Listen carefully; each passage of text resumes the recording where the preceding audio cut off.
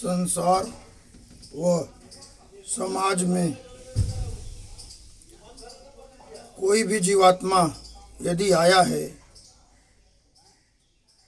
तो शरीर धारण किया है।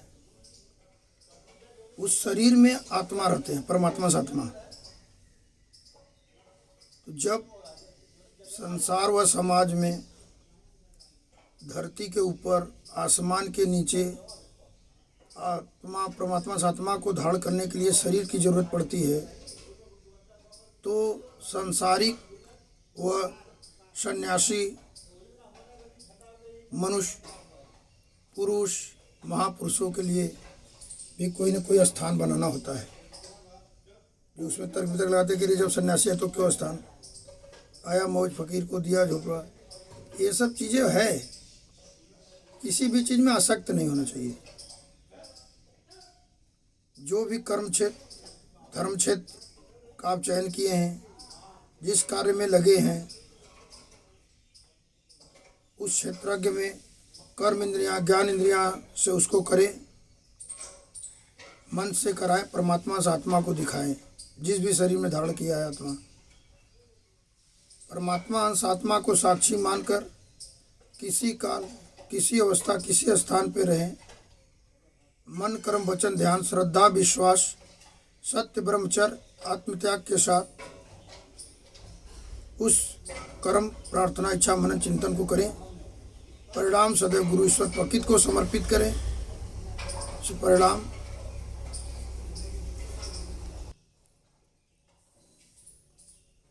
तो पुरुष लोग को ये ज्ञान होना चाहिए कि जब एक जो परमात्मा से आत्मा है उसको धारण करने के लिए शरीर की जरूरत पड़ती है, तो जब ये संसारिक या सन्यासी आदमी है तो उनको भी ठहरने के लिए कोई न कोई स्थान चाहिए। बस ये है कि वो संसारिक जो मनुष्य अपने परिवार के लिए जीते हैं, सन्यासी संसार के लिए, उनका पूरा संसार परिवार होता है। उसमें तमोगुण, रजोगुण, सतोगुण प्रधान होते हैं। इसी तरह सन्यासी में भी होते हैं और उसी तरह संसारिक में भी होते हैं। उनके प्रारब्ध, उनके स्वयं के कर्म, प्रार्थना, इच्छा, मनन, चिंतन से बनता है। तमोगुण, रजोगुण, सतोगुण प्रधान देव तो दानव रूप में पूजनीय, निंदनीय स्वयं के उनके, चाहे सन्यासी हो चाहे संसारिक। तो ठहरने के लिए जैसे स्थान बनता है, अभी हमारे आश्रम पे जहाँ हम रहते हैं, इसकी स्थापना श्री स्वामी वितरागानंद सरस्वती नंगा बाबा जी ने 1924 में की। उसके बाद वो कायाकल्प, इतनी कर्म, प्रार्थना, इच्छा, मनन, चिंतन किए कि कायाकल्प थे, अपना भी काया बदल लेते थे और जो जुड़ा था उनका भी बदल देते थे। लेकिन वो भी किसी आश्रम में रुके। उनके जो दीक्षित शिष्य थे, मान थे, चेला थे, स्वामी परमानंद सरस्वती सुमरवाई थे। उनके में चेला स्वामी रमेशानंद सरस्वती स्वयं। ये जो मैं बोल रहा हूँ ये ब्रह्म मुहूर्त में ज्ञान होता है। जो गुरु की बाणी है, वचन, संकल्प, प्रतिज्ञा, 2 वर्ष की उम्र में 22 मार्च 2010 में संन्यास ग्रहण कराए, तो उसके बीच का है। तो बोलते थे कि या स्वामी जी इसकी स्थापना 1924 में किए और गौ माता की सेवा को प्राथमिकता दिए और गंगा माँ का परिक्रमा किए। उनके उम्र का तो पता ही नहीं चला। उनके शिष्य 300 साल तक जिए। तो उन्होंने गंगा जी की परिक्रमा, गंगा गोमुख से गंगा सागर तक किए। उसके बाद जो वर्तमान में स्वामी वितरागानंद कुटिया रमना गौ सेवा आश्रम है, यहाँ पे ठहरे और इसी के सामने एक भैरव बाबा के मंदिर है, वृंदा बाबा भैरव बाबा के नाम से जाना जाता है, टिकरी में पड़ता है, गंगा माँ के किनारे। जिस स्थान से गंगा माँ उत्तर वाहिनी हुई है, उस स्थान पर के जा करके प्रतिदिन गंगा मैया में डुबकी लगाते थे। फिर उसी स्थान पर आकर के मनन चिंतन करते थे, ध्यान करते थे।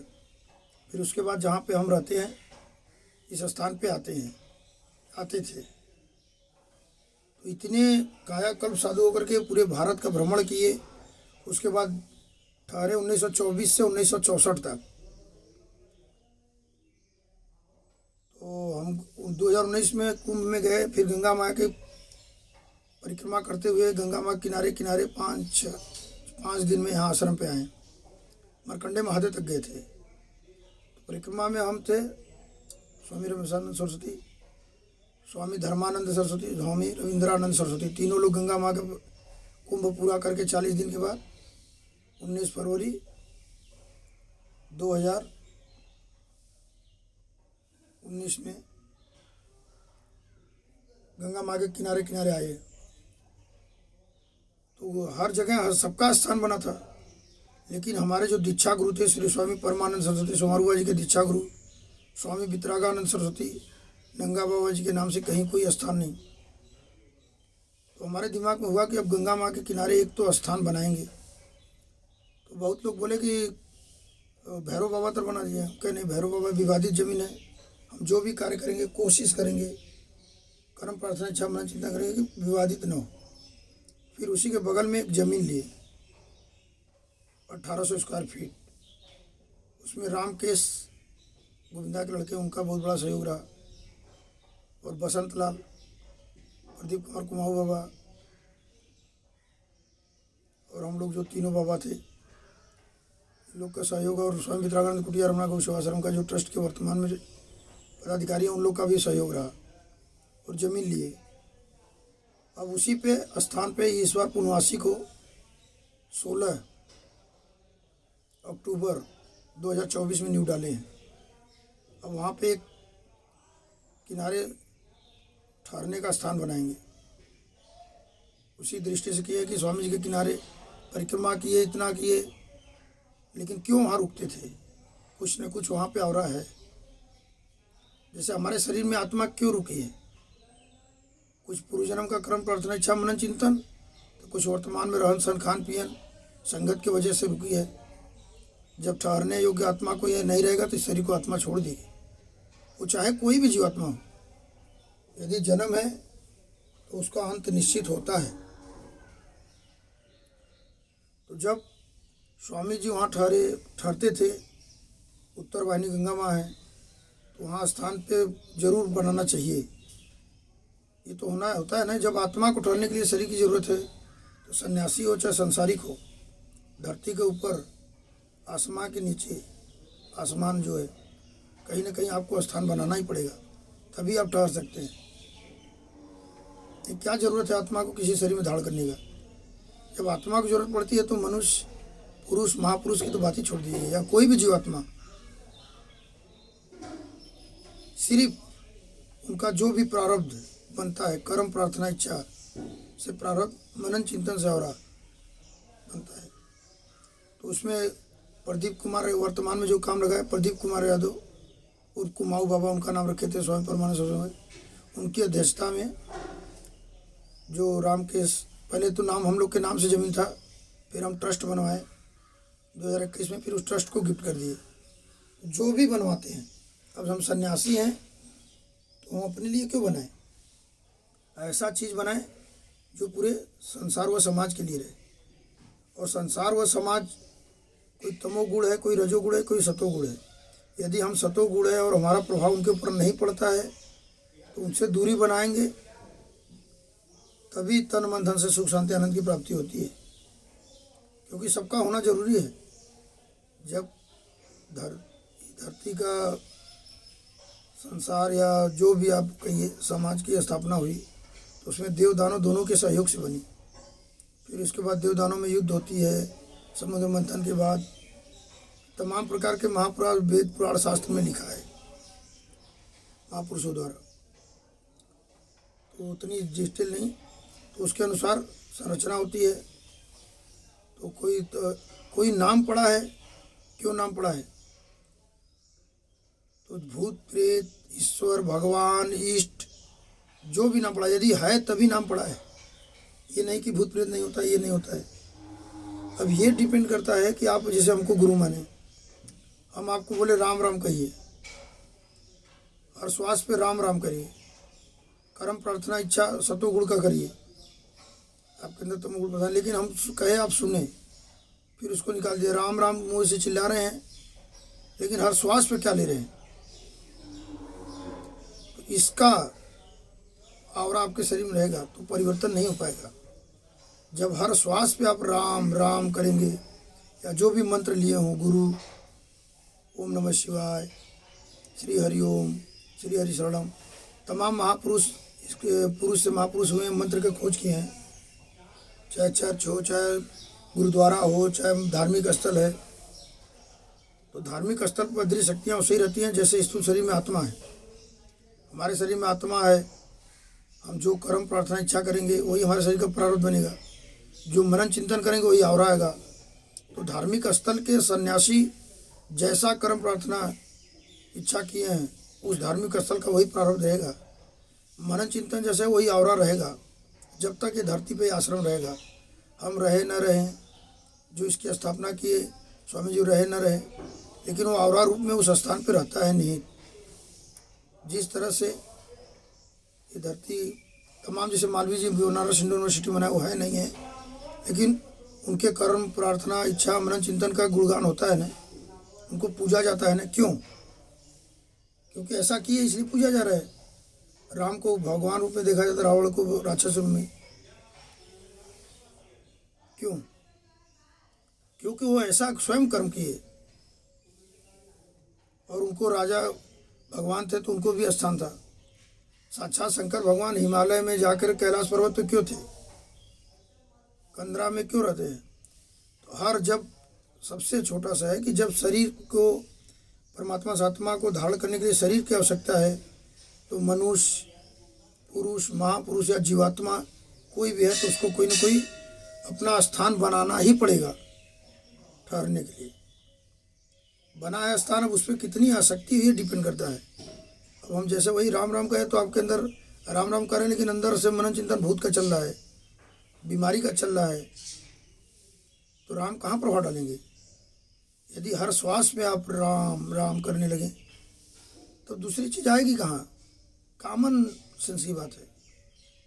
आते हैं, सलाह लेते हैं बहुत संत। जब आप अशांति का कार्य कर रहे हैं, कर्म प्रार्थना इच्छा मनन चिंतन, तो अशांति ही आएगी, संशय आएगी। संशय आत्मा विनश्यते शरीर है, साइनाइड से भी बुरा जहर होता है संशय हो जाए। क्योंकि संशय आपका तो उधर है, आप राम भगवान 1 घंटा पूजा कर रहे हैं, लेकिन अंदर से कितना पूजा कर रहे हैं इसका साक्षी स्वयं आपका आत्मा है ना, न कि समाज और संसार के लोग हैं। अब सांसारिक आदमी है, परिवार खाए भी ना मरे, अब धर्मार्थ का कार्य करें तो ये अधर्म है। पहले उनका, हमारी शरीर खुद ही बीमारी से ग्रसित है, हम दूसरे को क्या भला करेंगे? अभी हम बेड पे पड़ जाए तो दूसरे की नर सेवा कर सकते हैं? तो जितनी भी अशांति के कर्म प्रार्थना इच्छा मनन चिंतन होते हैं वही सबसे बड़ा बीमारी है। वही तमोगुण रजोगुण सतोगुण जो प्रधानता है। यदि उस बीमारी को जो भी औषधि उससे मुक्त करा दे, वही सबसे बड़ा भगवान है, इष्ट ईश्वर है की कृपा होती है, औषधि प्रभावित होती है, उस बीमारी से निजात पाते हैं, तब शरीर को तन मन धन से सुख शांति आनंद की प्राप्ति होती है।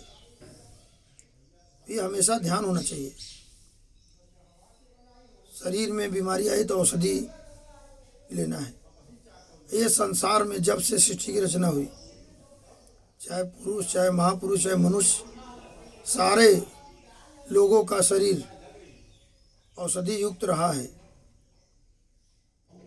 उनके कर्म प्रार्थना इच्छा मनन चिंतन से इतना प्रभावित हुआ कि औषधि युक्त शरीर औषधि से मुक्त हो जाती है, तन मन धन से सुख शांति आनंद की प्राप्ति मिलने लगती है। बीमारी हुई, एंटीबायोटिक लेते हैं, यदि उसकी प्रभाव पड़ती है तो बीमारी छोड़ के चली जाती है। बीमारी हावी है तो शरीर को आत्मा छोड़ने वाली नौबत आ जाती है। तो उसी तरह जब शरीर में आप जिस भी संस्था से जुड़े हों, उस संस्था के लिए कर्म प्रार्थना इच्छा मनन चिंतन करिए। जो जुड़े उनको तन मन धन से सुख शांति आनंद की प्राप्ति हो। स्वयं के लिए न स्वर्ग न मोक्ष न कोई इच्छा नहीं रखिए, वो खुद ही आपके अशांति का कारण बनेगा। और बीमारी ग्रसित शरीर हो जाएगा और फिर औषधि की ज़रूरत पड़ेगी, क्योंकि जो भी हम है या कोई है, प्रारब्ध कैसे बना? सांसारिक आदमी है, अपने परिवार के अनुसार कर्म करे, पढ़ाई कर रहे हैं तो उसमें पढ़ाई का ही मनन चिंतन करना है, उसमें राम राम नहीं करना है। पढ़ाई का इतना मनन चिंतन कर लेता है आदमी, डॉक्टर क्यों बनता है? तो पढ़ाई करते हैं और कर्म प्रार्थना मनन चिंतन करके डॉक्टर बनते हैं, तो उनके शरीर का प्रारब्ध क्या बनता है? डॉक्टर। आवरा भी डॉक्टर का ही रहता है। गुंडा है, बदमाश है, देव है, दानव है, मेन मतलब उसमें तमाम, किसान है, सन्यासी है, संसारिक है, उनके ही कर्म प्रार्थना इच्छा मनन चिंतन से बना है ना। तो शरीर का महत्व, परमात्मा अंश आत्मा से ये जरूर सभी को ज्ञान होना चाहिए। जब हमारे शरीर में परमात्मा अंश आत्मा है तभी हमारा शरीर है। तो उस शरीर का सबसे भिन्न अंग था श्वास। श्वास को धारण करने के लिए इलेक्ट्रोलाइट होती है शरीर की, वो बैलेंस होना चाहिए। इलेक्ट्रोलाइट बैलेंस है तो फिर इसके बाद हुआ कर्म इंद्रिय ज्ञान इंद्रिय मन आत्मा। यदि आपके सांस की गति रुक जाए, हाथ गोड़ कितना मजबूत रहे, या सांस की प्रॉब्लम हो जाए तो अशांति आ जाएगी। हाथ नहीं है तो जी सकते, श्वास बंद हो जाए तो आत्मा शरीर को छोड़ देती है। तो हमारा मेन था कि जब भी किसी भी परिवार है अपने सामर्थ्य 10 रुपया कमाई है तो 8 रुपया खर्च करे तब ना शांति है। 10 रुपये कमाई 12 रुपया खर्च करेंगे तो अशांति आएगी। कमाई अपना बढ़ाइए, 10 की जगह 15 करिए, 20 करिए, फिर उसी तरह अपना दायरा बढ़ाते जाइए, तब विकास होता है, परिवार का विकास होता है। जो हम एक क्लास में पढ़ रहे थे वो 2 में नहीं पढ़ेंगे, 3 में आगे, हमेशा आगे पढ़ाई जाती है, तभी तो हमारा पूरी ग्रेजुएशन होती है। इसी तरह संन्यास में है, पहले हम वचन दिए, फिर उस रास्ते पर चले, फिर हमारे दीक्षा गुरु उस योग के समझते होंगे, तब संन्यास ग्रहण कराते हैं और उसके बाद तब उस रास्ते पे स्वयं को शिष्य को चलना ही है, गुरु नहीं चलेंगे। उसमें वचन, संकल्प, प्रतिज्ञा बहुत बड़ा योगदान होता है उस शरीर पथ पे चलने के लिए। यदि न रहे, जो हमारा स्वयं का अनुभव बताते हैं, क्योंकि हमारी तार्किक काल्पनिक बात पर हम कम विश्वास करते हैं। कोई भी चीज़ वास्तविक होना चाहिए। तो हमारा मेन कहने का है कि जैसे भी हम धार्मिक, जब आत्मा को शरीर चाहिए तो संसार पे, धरती के ऊपर, आसमान के नीचे हर जीवात्मा को कोई ना कोई स्थान चाहिए। तो फिर इसके बाद शरीर में जो भी रोग जरा व्याधियाँ लगती, क्यों लगती? रहन सहन खान की संगति। बार बार हम यूट्यूब पे जो, यदि ज़्यादा ज्ञान की जरूरत हो, हमारा जो यूट्यूब बनाए हैं स्वामी रमेशानंद BHU, या हॉस्पिटल का है स्मॉल लेटर में रमेशानंद BHU, हमें स्वर्ग मोक्ष नरक होने की कोई इच्छा नहीं, नर सेवा करते उसके वजह से सैलरी पाते हैं। स्वामी वितरागानंद कुटिया रमना गौसेवा आश्रम पे किसी न किसी रूप में लगाते हैं। जो जुड़े हों उन्हें तन मन धन से सुख शांति आनंद की प्राप्ति हो, इसीलिए हम कर्म प्रार्थना इच्छा मनन चिंतन करते हैं। अब उसमें जो हम उसको सलाह दे रहे हैं, जो हमसे जुड़े हों, उस पद पे चले ना, बोले राम राम कहिए। अब तो राम राम चिल्ला रहे हैं, लेकिन अंदर से क्या कर रहे हैं? अपने आत्मा को दिखाइए, तब जा कर के आपको सफलता मिलेगी। चाहे वो सन्यासी हो चाहे संसारिक हो। हम हैं सन्यासी, संसारिक की तुलना करें, कैसे शांति रहेगी?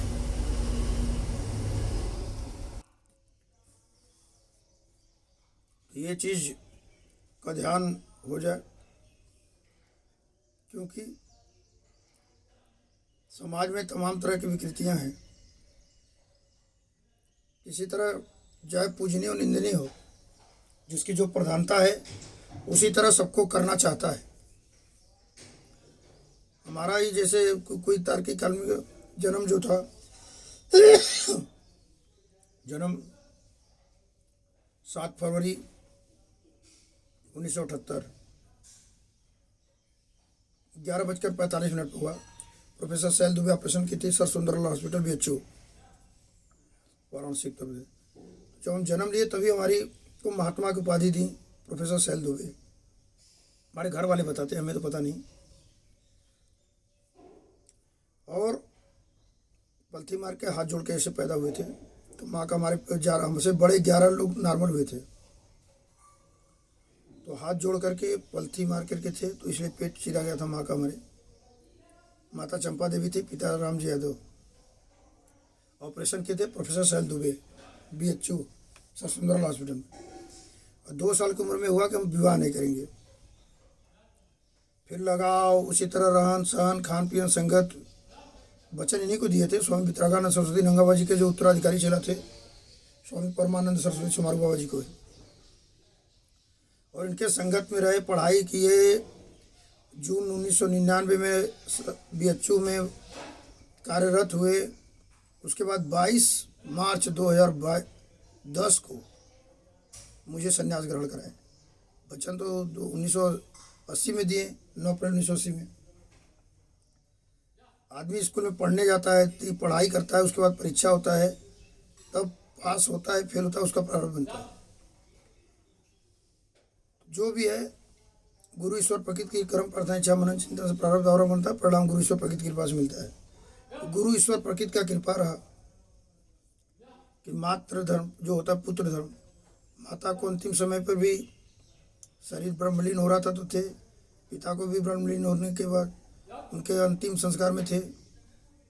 और स्वामी हमारे जो दीक्षा गुरु थे स्वामी परमानंद सरस्वती समारू बाबा, उनको भी अंतिम श्वास तक उनके सानिध्य में हम थे, जिनको मैं वचन संकल्प दिया। तो ये पूर्व जन्म का रहा होगा कुछ कर्म प्रार्थना इच्छा मनन चिंतन, कुछ वर्तमान का रहन सहन खान पीन संगत, जिसका परिणाम स्वरूप गुरु ईश्वर प्रकृति की कृपा से मातृ धर्म पितृ धर्म पुत्र धर्म और गुरु शिष्य धर्म का पालन जो नियम से होना चाहिए पूर्ण रूप से ये शरीर हुआ। और मेरे ये शरीर में जब तक परमात्मा से आत्मा है, श्वास चलेगी, ये हमारा आत्मा साक्षी रहेगा। और हम किए इसलिए हमारा प्रारब्ध ऐसा बना। हमारे जो बड़े भाई 11 लोग हैं वो संसारी जीवन जी रहे हैं, जबकि वो भी उसी गर्भ से आए जिस गर्भ से हम पैदा हुए। माता चंपा देवी, ऐसे तमाम पुरुष इस धरती पे पुरुष महापुरुष आए, जो पुरुष से महापुरुष बने, दानव से देव बने, देव से दानव बन गए, पूजनी से निंदनी हो गए, निंदनी से पूजनी बन गए। कोई तमोगुण रजोगुण सतोगुण प्रधान हुआ, तो वो स्वयं किए तब हैं, आज उनका नाम है। भूत प्रेत भगवान ईश्वर जो भी नामे हैं, यदि वो संसार व समाज में है तभी नाम है। तो उसको हमको धारण किसको करना, ये स्वयं का निर्णय है। हर घटना के लिए स्वयं का शरीर जिम्मेदार है कि हमको राम राम श्वास पे जपना है कि भूत प्रेत और क्या जो जपते हैं कि ब्रह्म है तो ये है तो वो है। यदि हम ब्रह्म को जपेंगे तो ब्रह्म का और हमारे शरीर में रहेगा। राम राम श्वास पे जपेंगे राम। अब हम गुलाब के फूल को सूंघते हैं छोटा सा उधर, जब उसका हमको ध्यान हमारे दिमाग में हो जाता है कि गुलाब का फूल है, जब गंध लेते हैं तो वही महक जाता है ना। इसी तरह राम का जो नाम है उसको हम श्वास पे हम यदि जपते हैं तब राम अंदर जाएंगे। राम राम ऊपर से कर रहे हैं तो ऊपर से चले जाएंगे, जब हम श्वास पे जाएंगे तो अंदर तक जाएंगे, तो हमारे अंदर जो भी विकारें हैं दूर होगी। बीमारी हुआ है तो औषधि ले रहे हैं तो औषधि अंदर जाएगी तब फायदा करेगा, बाहर से नहीं करेगा। सूंघते हैं, ऑपरेशन से पहले क्लोरोफार्म या जो भी सूंघाया जाता है तो उसके श्वास के द्वारा वो शरीर के अंदर जाता है, तब वो बेहोश होता है, तब फिर उसके शरीर एकदम समाधि में चली जाती है, फिर काटिए पीटिए कुछ नहीं पता चलता है। जबकि वही शरीर यदि नहीं श्वास लिया है, यदि नहीं उसको बेहोश किया गया तो क्या है। तो जो चीज़ें हम जप रहे हैं, हम भूत प्रेत को जप रहे हैं तो हर श्वास पे भूत प्रेत जाएगा तो हमारे शरीर पे तो वही प्रभावित रहेगा। उसी तरह की हमारी कर्म इंद्रियां ज्ञान इंद्रियां मन आत्मा करने लगेगा कार्य शरीर। यदि हम राम को जपेंगे तो राम की तरह राम श्वास जपेंगे तो औषधि ऐसी औषधि है, जो भी भगवान, जो भी इष्ट हैं आपके, जो भी गुरुद्वारे से लिए हों, ये चर्च से लिए हों या सनातनी लिए हों, जिस भी धार्मिक स्थल से आप लिए हों, कोई भी धार्मिक स्थल, तो उस वहाँ के जो दिशा निर्देश बताया गया है उसको श्वास में जपेंगे तभी आपको सफलता मिलेगी। उसी तरह मिलेगी जिस तरह से कोई मनुष्य का बीमारी से ग्रसित शरीर है, उसको औषधि दी जाती है। जब वो औषधि उसके शरीर में चाहे श्वास के द्वारा जाए, चाहे ब्लड के द्वारा जाए, चाहे ओरल से जाए, उससे जाती उसके शरीर में फिर युद्ध होता है उसके बीमारी से और इसके औषधि से। उसका कर्म क्षेत्र, धर्म क्षेत्र का शरीर होता है, 6 तरह के वो शरीर ही होता है ना, कि शरीर में बीमारी लगी है उसके लिए हम औषधि ले रहे हैं। फिर परिणाम जो होता है वो न डॉक्टर के हाथ में होता है, न सन्यासी के हाथ में होता है, न संसारी के हाथ में, न स्वयं के शरीर में। वो गुरु, ईश्वर, प्रकृति, जो भी इष्ट देवता मानते हैं उन्हीं की कृपा से मिलता है। मरे हुआ शरीर जी जाता है, जिया हुआ शरीर मर जाता है। जन्म है तो अंत निश्चित है, चाहे कोई मनुष्य ही क्या, चाहे कोई जीवात्मा हो।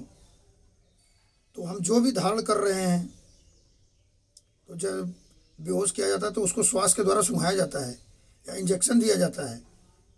जब उसके शरीर में जाता है, उसके ब्लड में, इलेक्ट्रोलाइट में प्रभावित करता है, तब उस दवा के अनुसार उसका शरीर समाधि में चला जाता है। उसी तरह आप भूत प्रेत का जप करेंगे, अंतर ग्रहण करेंगे, तो कहाँ से भगवान राम आएंगे? तमोगुण की चीज़ें ले रहे हैं और सतोगुण की कामना कर रहे हैं, कैसे संभव है? यदि आपको सतोगुण बनना है तो हर श्वास पे सतोगुण के ही कर्म, प्रार्थना, इच्छा, मनन, चिंतन करें। ब्लड में जो ले रहे हैं उसको भी उसी को ले, ओरल से, मुंह से जो ले रहे हैं उसको भी ले। थोड़ा सा आदमी कुछ खाता है, जिसे जामुन खा लिया तो जीभ लाल होता है, आयरन की टैबलेट लेते हैं तो तुरंत उसका कलर बदल जाता है। तो जो हमारे मुंह में गया फिर लार बनता है 2 ml, फिर वो ओसोफेगस से स्टमक में जाता है, फिर डुडनम, जुजुनम, इलियम, कोलन, रेक्टम, फिर एनस से बाहर होता है। तो जब हम लेते हैं तो क्या स्टूल रहता है? फल फूल क्या चीज़, क्या क्या चीज़ लेते हैं। फिर ईश्वर के बनाया ये शरीर उसको किस रूप में बाहर निकालता है? तो अपने परमात्मा से आत्मा को साक्षी माने। ईश्वर जिससे जो चाहते हैं वो करा लेते हैं, वो उसी इसीलिए कराते हैं। कुछ पूर्व जन्म का उनका कर्म, प्रार्थना, इच्छा, मनन, चिंतन रहता है, कुछ वर्तमान में रहन सहन, खान पीन, संगत के अनुसार जिसकी प्रधानता रहती है वो कार्य ईश्वर उन्हीं से करा लेते हैं। गुरु, ईश्वर, प्रकृति जो भी है करा लेता है। वो स्वयं का, उनका शरीर ही जिम्मेदार होता है। डिप्रेशन में चले जा रहे हैं, माइग्रेन हो रहा है, बीमारियां क्यों होती है? बीमारी आज भी है, पहले भी थी। बीमारी वही होती है जो शरीर को अशांति फैलाए। औषधि वो है जो शरीर को शांति दे, चाहे आध्यात्मिक हो, चाहे भौतिक हो, चाहे जो भी हो। तो जो हमारा है स्थान की बातें हो रही थी कि जब शरीर में है, इतनी चीज़ें है, जो मैं यूट्यूब में डालता हूँ उसको देखेंगे, सुनेंगे, अमल करेंगे तभी ज्ञान होगा। क्योंकि जो भी हम बोलते हैं ब्रह्म मुहूर्त में ही बोलते हैं, वो ज्ञान होता है, अनुभव होता है, गुरु की बाणी याद आती है, रिकॉर्डिंग कर लेते हैं। बाद में हमको कोई बोलने के लिए तो उतना नहीं बोल पाते हैं, और किताबी नॉलेज हम नहीं बोलते हैं। होता है तो इस समय जो भी है वहाँ पे जिसे काम लगा है, गंगा के किनारे स्थान बना रही है, हमारा स्थान है। और बनारस हिंदू यूनिवर्सिटी में सुंदरलाल अस्पताल है, IMS, उसमें जाते हैं, ड्रेसर के पद के सेवादार हैं। यदि वो ना रहता तो कहाँ ड्रेसिंग करते हैं? हॉस्पिटल ना रहे तो मरीज को इलाज कहाँ हो? स्कूल संस्थान हो तो पढ़ाई कहाँ हो? तो हर मतलब छोटा सा उदाहरण में दिया। यदि सर्व परमात्मा से आत्मा को ये धरती के ऊपर, आसमान के नीचे, आसमान के धारण करने के लिए शरीर की जरूरत पड़ती है, तो समाज के मनुष्य पुरुष महापुरुष को रहने के लिए क्यों नहीं स्थान की जरूरत पड़ेगी? तो स्थान चाहिए। अब उस स्थान को पूजनीय बनाते हैं कि निंदनीय? तमोगुण रजोगुण सतोगुण प्रधान बनाते हैं। वो स्वयं उनके कर्म प्रार्थना इच्छा मनन चिंतन से ही गुरु ईश्वर प्रकृति की कृपा से बनेगा। स्वामी वितरागानंद सरस्वती नंगा बाबा जी के उत्तराधिकारी चेला, स्वामी परमानंद सरस्वती सोमारू बाबा जी के उत्तराधिकारी चेला, स्वामी रमेशानंद सरस्वती। ये जो भी हम रिकॉर्डिंग करते हैं इसको सुने मनन करें तब ज्ञान हो जाएगा, क्योंकि हम तार्किक काल्पनिक बात पर विश्वास नहीं करते। कोई भी जन्म हुआ है, कोई न कोई माता पिता के मिलन से गर्भ में प्रवेश करते हैं, फिर उसमें परमात्मा आत्मा प्रवेश करते हैं, फिर वो जीवित पिंड बनता है, फिर 9 महीने पलता है। जब वो गर्भ में रहते हैं, जैसा माता पिता का कर्म प्रार्थना इच्छा मनन चिंतन रहता है, कुछ पूर्व जन्म का, कुछ वर्तमान में रहन सहन खान पियन संगत का, तो वही गर्भ में पलेगा। फिर उसी रूप में ये धरती के ऊपर आसमान के नीचे जन्म लेंगे। फिर जब तक शरीर में आत्मा है, जब जन्म लेते उसी दिन निर्धारित हो जाता है इनको इतने साल जीना है। उसको कर्म प्रार्थना इच्छा मनन चिंतन से परिवर्तन कर सकते हैं आप, यदि गुरु ईश्वर प्रकृति कृपा हो जाए तब। समाज में दीक्षा गुरु शिक्षा गुरु होते हैं, जिससे ज्ञान मिले शिक्षा गुरु, जो हमारे जीवन शैली को बदल दे वो दीक्षा गुरु।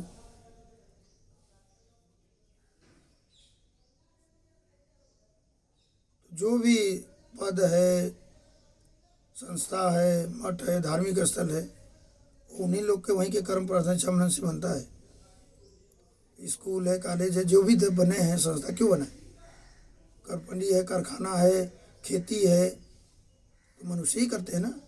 ईश्वर जो जिस योग समझते हैं उससे वो कार्य कराते हैं। श्री हरिओम, श्री हरि शरणम, श्री हरिओम गौ माता, श्री गुरु वीतराग परमानंदेश्वर महादेव, हर हर महादेव। तो हम अभी वही गंगा जी किनारे स्वामी जी का जो स्थान था, 40 साल तक गंगा और इतनी परिक्रमा की, अब उसके महान हम नहीं सकते हैं। हमारा जो शरीर का प्रारब्ध है, आवरा है, वो स्वामी वितरागानंद सरस्वती नंगा बाबा नहीं हो सकते हैं, स्वामी परमानंद सरस्वती सोमारू बाबा नहीं हो सकते। हम जब भी रहेंगे स्वामी रमेशानंद सरस्वती बुल्लू बाबा ही रहेंगे। वो हमारे दीक्षा गुरु हैं, स्वामी परमानंद सरस्वती सोमारू बाबा। उनके दीक्षा गुरु स्वामी वितरागानंद सरस्वती बाबा। वस्त्र पे कितने लोग बोलते हैं, असली जो वस्त्र है वो भगवा कलर ही होता है। यदि आप भगवान में लीन है तभी भगवा धारण करें, नहीं ये भी कहीं ना कहीं मिथ्याचारी की बातें हैं। वस्त्र का बहुत बड़ा प्रभाव पड़ता है। हमारे गुरुजी जब 22 मार्च 2010 को नामकरण किए तो मैं टी शर्ट पहना था, बाल रखता था, टी शर्ट फाड़ दिए, बाल छिलवा दिए, उसके बाद नगोटी पहनाए, वस्त्र धारण किए, सफ़ेद चादर दिए। लेकिन हम फिर बाद में भगवा कलर, क्योंकि हम कॉन्फ्रेंस वफ्रेंस में जाते हैं, नर सेवा करते हैं, तो जब हमें ज्ञान रहेगा तब तो होंगे, दूसरे को वो करेंगे, प्रयोग कर सकते हैं। परिणाम हमारे हाथ में नहीं है। भगवान का मावरा करेंगे, हमारे अंदर भगवान का आवरा रहेगा। सत्वगुण का प्रधान रहेंगे तो सत्वगुण प्रधान आवरा रहेगा, प्रारब्ध रहेगा। और ये नहीं कि जितने तार्किक आदमी पैदा हो गए बिना माता पिता, ये सब पे हम एकदम विश्वास नहीं करते।